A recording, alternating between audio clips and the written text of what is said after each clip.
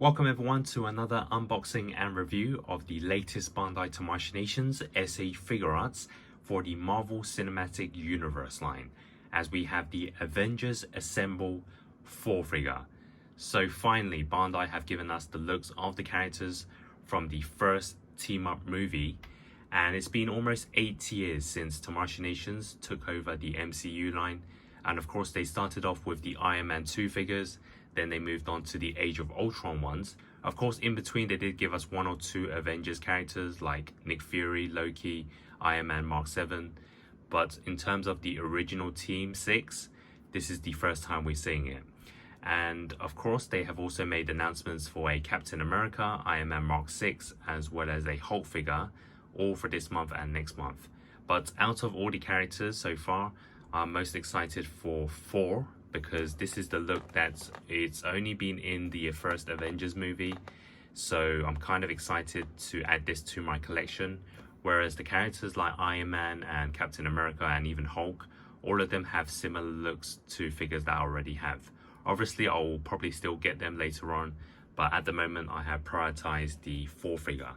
So let's first take a look at the packaging, and then of course we'll move on to the inside.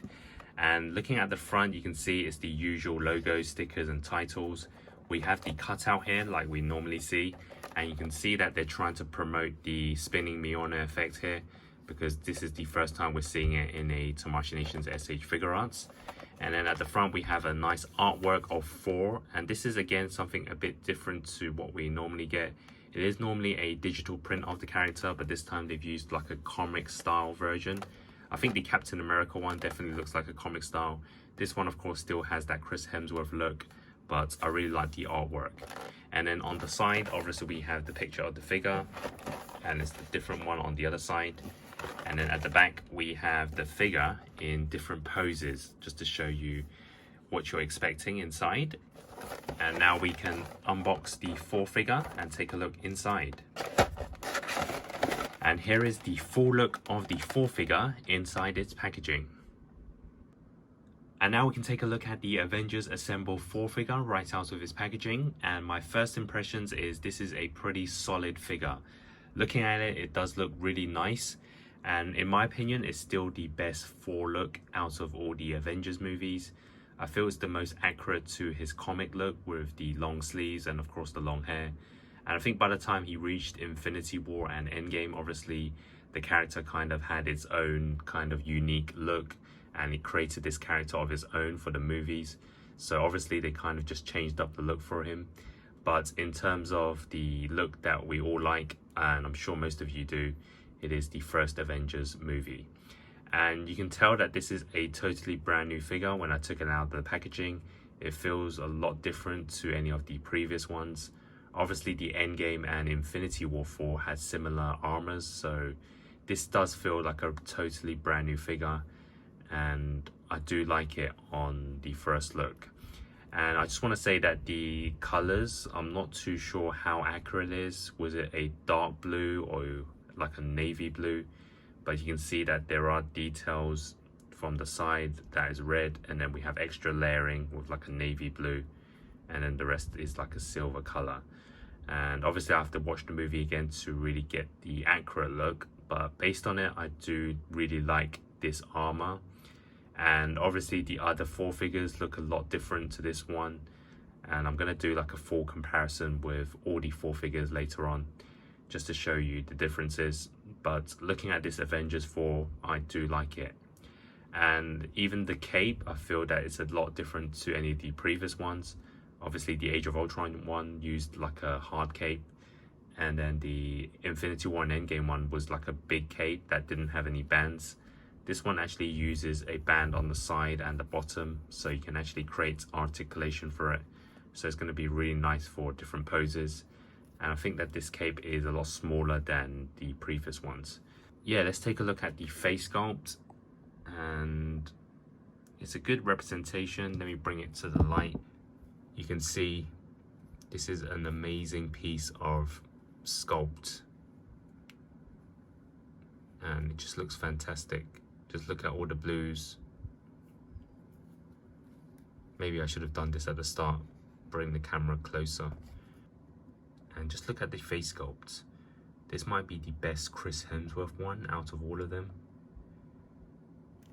And then the hairstyle is really detailed with the swoop to the side. So yeah, I think Tamashii Nations have done a great job in just the sculpting of this figure. So yeah, I think we can now move on to the articulation, and then I'll show you the accessories. So now let's test out the articulation of the Thor figure, and I'm going to start off with the head sculpt. So obviously with the long hair in the way, it's not going to have the full proper rotation, but you can actually move it side to side, but you got to be careful with the hair in the way. And then it can have like a small rotation round and round, and then tilt downwards this much, and then upwards this much, again with the hair kind of in the way. This is as high as it can go. And then for the arms, so no problems there, even though there's a shoulder pad. So sideways and then forwards and backwards. So obviously a full rotation for the arm, really smooth there. And then for the elbows, they can bend this much backwards. And then obviously the hands have a rotation, and I think a slight hinge, at least outwards, not too much inwards. So pretty standard so far. And then for the body, the top half can go side to side, and then side to side this way as well. And then for the waist, not too much I guess, but there is a body crunch to go forwards and backwards. And then for the legs, obviously they do kick forwards, and they can also rotate sideways and backwards. And then for the knees, they do bend this much. For the foot, there's small rotation, and then there's a toe hinge as well. And then for the cape, there is a band inside, so you can actually play around with it for kind of different poses. So yeah, that's the standard articulation for an SH Figuarts. And now we can move on to the accessories. And here is the full look at all the accessories that's included. So we have 2 extra pairs of hands, 2 extra right hands, the alternate face sculpt, the Mjolnir with the lightning effect, and lastly the Mjolnir with the spinning effect. So the first pair of hands is the open palms, and the second pair of hands is the slightly open palms, which is when he's demanding for the Mjolnir. Then it's the grapple right hand, which is to hold on to the Mjolnir. And the last piece of right hand is the one with the band, and this is for the connection for the spinning Mjolnir. So now we can take a look at the Mjolnir with the spinning effect, which of course was a very important scene in the Avengers movie. I remember Thor spinning it before flying off into the air. So it's a really nice addition, something we've never seen for the SH Figuarts. And it's actually a lot thicker and bigger than I expected. When you look at the sides, you can see it gets all the way around, and even the shadings is different. So there's darker on one side and then gets lighter. And looking at the back, you can see it does have this plastic piece that sticks out, which obviously is for the alternate hand. And I'm going to try it now. And this is what it looks like with the spinning Mjolnir. Obviously you can do different types of poses, whether he's throwing it in the air, on the side. And it's really nice to have this, and I'll probably use it for certain poses for the Captain America Endgame version as well, which of course he did in the final battle. So yeah, really nice addition. I think it's quite heavy, so when you pose it, it might actually tilt forwards or backwards, so you're gonna have to make sure the Thor figure stands properly before you have the spinning Mjolnir. And as you can see, it does fall over, but nevertheless, I'll get it in the right pose, maybe use a stand for Thor, and then he'll have this great effect. So it's a really nice addition, and obviously a great bonus for different figures as well. And we also get the alternate top for the Mjolnir, which has the lightning effects. And this is something that we don't always get for the Thor figures. They only got it in the second of the Endgame version. And of course the Endgame Cap figure also had the effects. But this one obviously is different to any of those. So this is again a really nice addition. And here is the final accessory, which is the alternate face. So they've given us a different face rather than the head sculpt. and it's just eyes looking to the side. I do actually prefer for someone like Thor to have an aggressive face, but I guess they haven't done it for this figure either. And the way to do it is obviously remove the head sculpt, and then you have to take the front of the face apart and then place the alternate one in, and then we have the hairstyle to go in before punching into the head sculpt. So better than nothing, I guess, with eyes looking to the side, but I do prefer something a bit more different.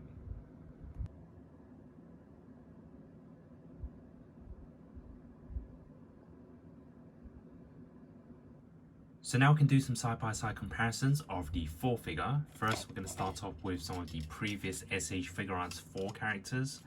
So we have the Age of Ultron version, which I think a lot of people didn't like. Had the hard plastic cape, but I guess it was the first Thor figure we saw. And then I'll show you the one next to the SH Figuarts Infinity War one. And I will do like a full comparison of all the SH Figuarts 4 from the Avengers later on, so be sure to stay tuned for that. And here it is next to some other Avengers characters. We have the Iron Man Mark 7 as well as the Nick Fury figure. And we have it next to Loki from the Avengers as well as the Captain America from the Endgame Cap vs. Cap, which is essentially the first Captain America look. And here it is next to some Hasbro Marvel Legends with the animated series Spider-Man Peter Parker, the Endgame Quantum Suit Captain America, and the Endgame Captain America. And the final comparison is next to two Hasbro basics from the Infinity War line with his two friends, Groot and Rocket Raccoon. So now for my final thoughts on the Avengers Assemble edition of Thor. It's another impressive figure by Bandai, as it's an accurate representation of the God of Thunder from the 2012 movie. I feel from the face sculpt to the attire, it's one of the better ones in my Thor collection. Obviously I like this Thor look the most, but I feel that Tamashii have stepped up their game, especially in the face sculpt. And then the cape has the wire, which I always preferred over a non-wire version. And then the accessories, we get what is needed. The alternate hands, Mjolnir, of course Mjolnir with the lightning effect. And the main selling point is the spinning Mjolnir. Although it is a bit on the heavy side and it can bring down the figure at times, I just feel that it could have been slightly lighter. The other improvements would be for a alternate face sculpt. It's very basic with just eyes looking to the side. For Thor, I always preferred an aggressive face or even a smiling one. But overall, for the price, it was a lot cheaper than the Endgame Final Battle figures and my recent ones like Gamora and Nick Fury. So you can see that Bandai have kept this figure at its most basic. In the end, I'm going to give this an 8 out of 10. It is one of the best Thors in my SHF lines. And I'm looking forward to more announcements like a Black Widow and Hawkeye, since these two I feel have a more different look in the Avengers Assemble over the Captain America, Iron Man Mark 6 and Hulk. If you enjoyed this video, please like and subscribe. I'm around 50 away from 2,000 and I would really appreciate it if I reach that milestone, as I'm looking to do what we all love, which is collecting figures and sharing with you guys. And I would like to bring in more content such as reviews, news and hunts, and of course do more collections and maybe show you some of my older figures as well. So thanks for watching everyone and have a nice day.